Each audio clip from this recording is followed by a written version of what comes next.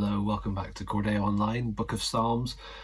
We're looking at Psalm 13. I'm not trying to do every psalm, kind of working through, but I just look at the next one and think, oh, that's a good one. So it's short and I think it's helpful. We're thinking about real hurt, real pain, because you get that sense with the Psalms. Look at Psalm 13.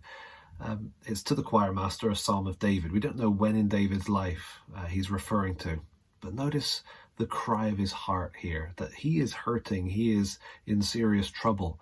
And so he cries out to God, "How long, O Lord, will you forget me forever? How long will you hide your face from me? How long must I take counsel in my soul and have sorrow in my heart all the day? How long shall my enemy be exalted over me?" He's crying out. It's just this repetition, isn't it? How long, O Lord? How long, how long, how long? 4 times. This is a cry you'll find in various places in the Psalms, in the minor prophets. How long, O Lord? Doesn't Habakkuk begin with that one? Like, God, you got to do something. How long until you step in? How long until you act on this situation?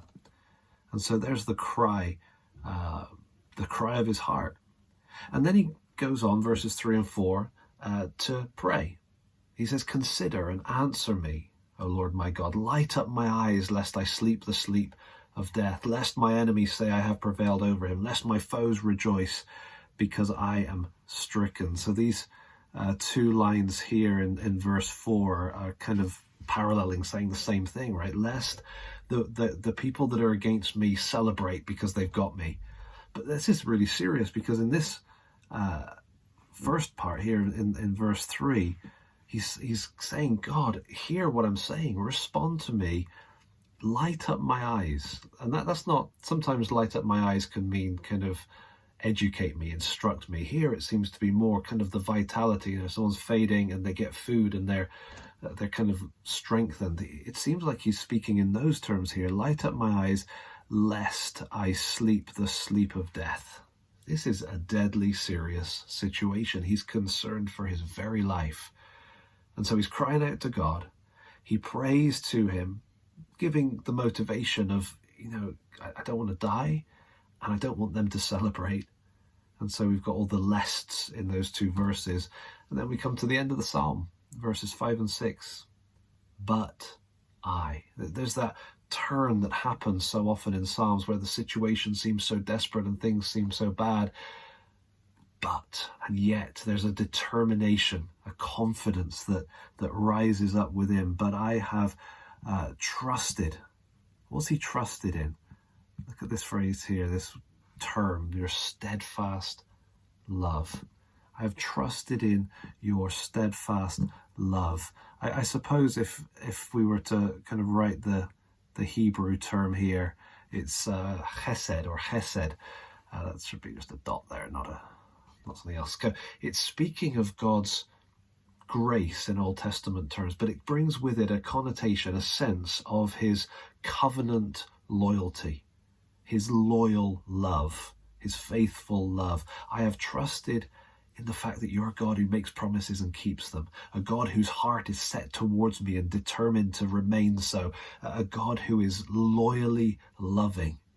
The word chesed is probably the greatest term in the Old Testament. If once you spot it, you'll see it all over the book of Psalms. God's love is a loyal love. And so David can say, look, I've trusted in that. My heart, therefore, shall rejoice in your salvation. He's probably thinking here more of deliverance from death rather than spiritual salvation, the way we would talk about it, but it applies. I have trusted in your steadfast love. My heart shall rejoice in your salvation. I will sing to the Lord. It's amazing. On his deathbed, kind of in trouble, one verse, a couple of verses later, he's saying, I'm going to sing. I'm going to sing to the Lord because he has dealt bountifully with me, either in the past or in anticipation of God dealing bountifully with him in the future. He just has confidence. It's a beautiful little psalm and just such a simple progression.